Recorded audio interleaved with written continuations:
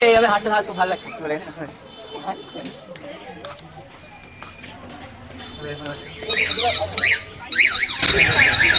দেখা যাচ্ছে তো? হ্যাঁ দেখা যাচ্ছে অবশ্যই।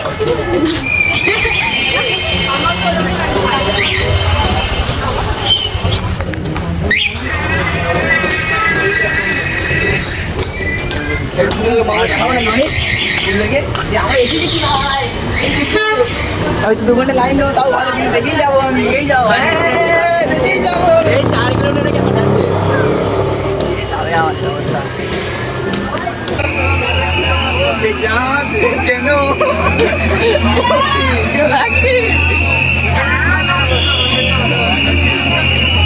এই পুরীর সঙ্গে এবার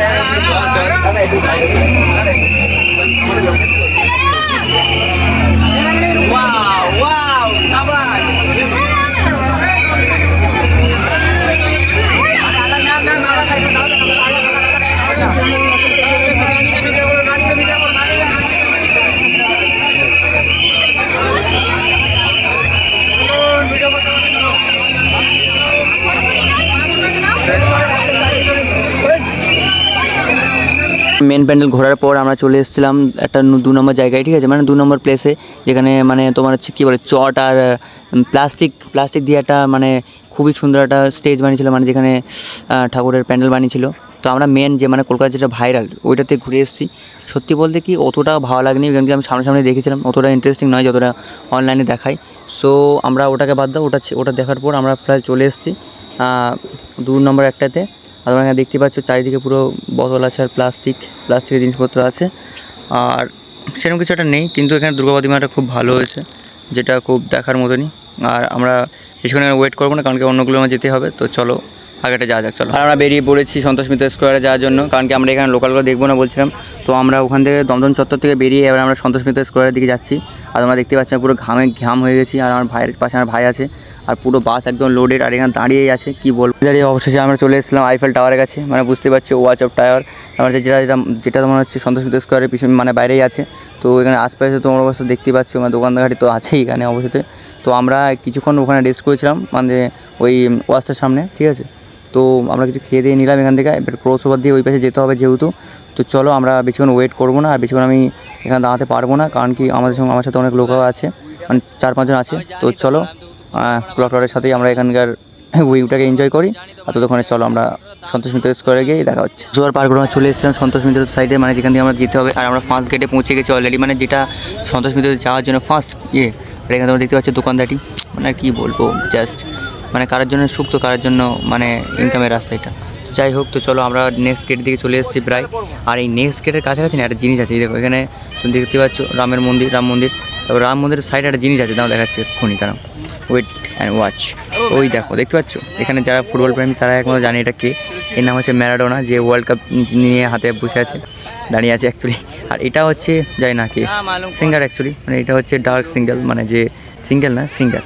সো আর এখানে দেখতে পাচ্ছ তোমরা ডিজনিল্যান্ড, মানে যে ডিজনিল্যান্ড ছেড়ে আমরা চলে এসেছিলাম। আর আগে আসতে না আসতেই আমরা দেখতে পাচ্ছ রাজা এখানে ঘোড়ার উপর চেয়ে পড়েছে, কারণ কি আমরা মেন প্লেস চলে এসেছি। আর কিছুটা আগে গেলেই আমরা আমাদের গন্তব্যে পৌঁছে যাবো। আর এখানে তোমরা ভিড় দেখতে পাচ্ছ, এই ভিড় পার করে আমরা পৌঁছে যাবো আমাদের গন্তব্যে।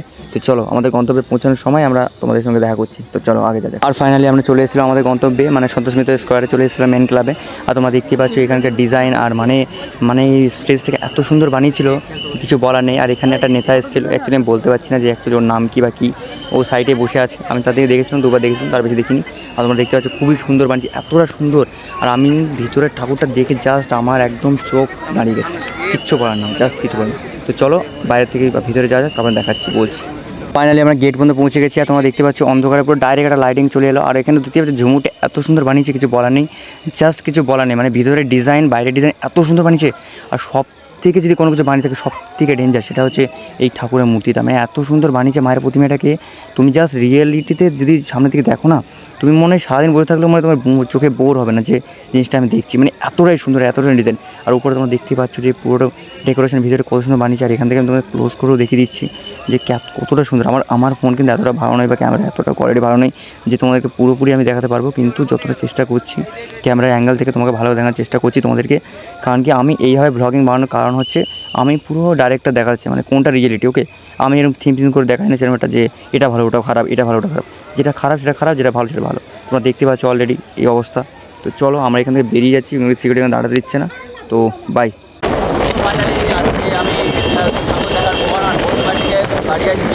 আপনারা দেখতে পাচ্ছ আমি তো রিক্স নিয়ে বেরোতে পারছি, একটুখানি রিক্স হওয়া গেলে পরে যাবেন। ঠিক আছে, তোমরা দেখতেই পাচ্ছ ওটা আসলে অবস্থা। এই দেখো আমি ট্যাঙ্কার করে ঘুরে যাচ্ছি। তো